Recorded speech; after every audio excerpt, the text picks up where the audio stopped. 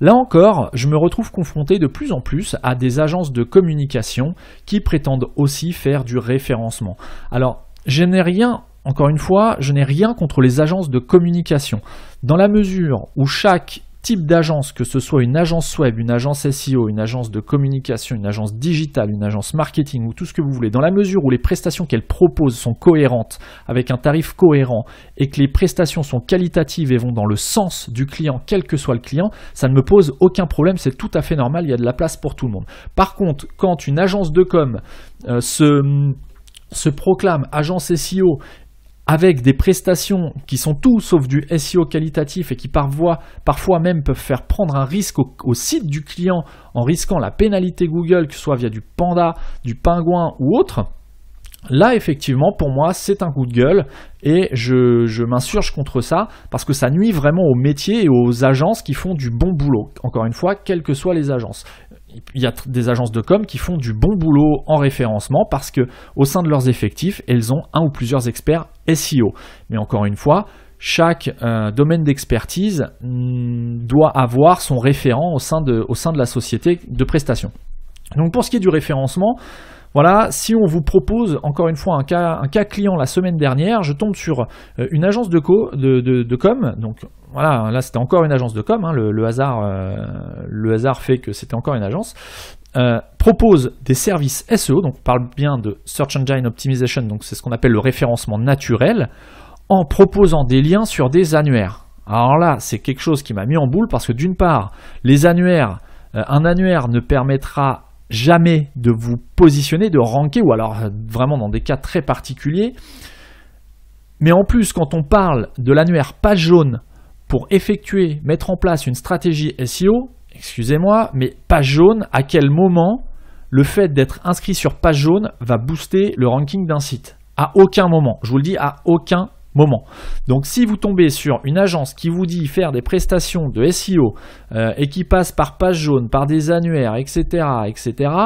fuyez. Les annuaires, ce n'est pas ça qui va vous faire ranker. Je ne dis pas que les annuaires ne sont pas nécessaires. Ils sont nécessaires notamment pour naturaliser un profil de lien, pour apporter un peu de ce qu'on appelle du link juice, du jus de référencement, mais en aucun cas le fait d'être présent sur un annuaire ou sur 1000 annuaires, encore pire, ne fera ranker votre site. Donc ça, les agences qui proposent du SEO et qui mettent en avant l'inscription sur des annuaires, fuyez. C'est vraiment... alors, soit, il y a deux cas de figure. Soit l'agence prend vraiment le client pour un pigeon, et là, c'est de l'arnaque, hein, clairement, en tout état de cause. Soit l'agence qui propose ce type de prestation n'est vraiment pas compétente pour faire du SEO. Donc, dans les deux cas,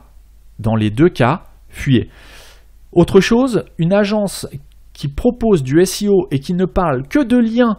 de faire des liens sans donner de précision, sans même évoquer les 3 piliers du référencement qui sont le technique, l'éditorial, donc le contenu, et enfin la popularité, le netlinking, une agence ou une personne qui va vous parler que de faire des liens, fuyez, c'est qu'elle n'aura pas les compétences non plus pour les prérequis nécessaires avant la mise en place d'une stratégie de lien. Donc voilà, c'est quelqu'un qui n'a pas les bases, c'est quelqu'un qui a entendu dire qu'il fallait faire du lien, donc elle va vous vendre du lien, souvent très cher, mais alors est-ce que vous allez avoir des liens de faible qualité, de bonne qualité? J'en doute. Voilà, donc en tout cas, si on n'aborde pas, une agence qui n'aborde pas une stratégie SEO dans sa globalité, vous risquez d'être face à une stratégie peu qualitative, voire vous risquez d'être flagué par Google comme spammer en tout ce qui concerne le netlinking. Donc voilà, à fuir et à éviter absolument. Ensuite, une agence qui propose du référencement et qui va vous faire éventuellement un audit ou qui va vous faire parvenir un devis pour une prestation sur la durée, si cette agence ne prend pas en compte ou ne prend même pas la peine de vérifier la qualité de votre hébergement, c'est le point qu'on a vu juste au-dessus, qui est juste avant, qui faisait référence à mon premier coup de gueule. Si elle ne prend pas en compte ou elle n'audite pas la qualité de votre hébergement, notamment par la géolocalisation de l'adresse IP, est-ce que vous êtes sur un serveur mutualisé ou pas, est-ce que votre serveur est flagué comme hébergeant du contenu pour adultes, enfin tout ce qu'on a vu juste avant, si elle ne prend pas la peine d'auditer juste cette partie-là, ça sent mauvais. également parce que l'hébergement, ça fait partie du socle technique, et si de base, les fondations de votre site sont mal hébergées, à votre avis, une stratégie de lien, qu'est-ce que ça va apporter? Eh bien, ça va constituer, ça va participer à montrer à Google que vous êtes dans une démarche, une démarche illégitime, c'est-à-dire que vous êtes dans une démarche j'arrive pas à m'exprimer, je suis désolé, c'est vraiment le coup de gueule qui me met hors de moi parce qu'on en voit partout et ça grille la confiance que les clients peuvent avoir vis-à-vis des agences ou des freelances qui font vraiment du bon boulot quand elles ont été échaudées par de mauvaises pratiques comme ça et que leur site a été dans le pire des cas déclassé. Derrière, c'est très compliqué de leur faire comprendre ou de leur faire entendre que le SEO c'est vraiment indispensable et qu'il y a des bonnes prestations. Donc bref, si l'agence ne prend pas en compte la qualité de votre hébergement avant même de vous sortir une stratégie de netlinking ou quoi que ce soit, fuyez.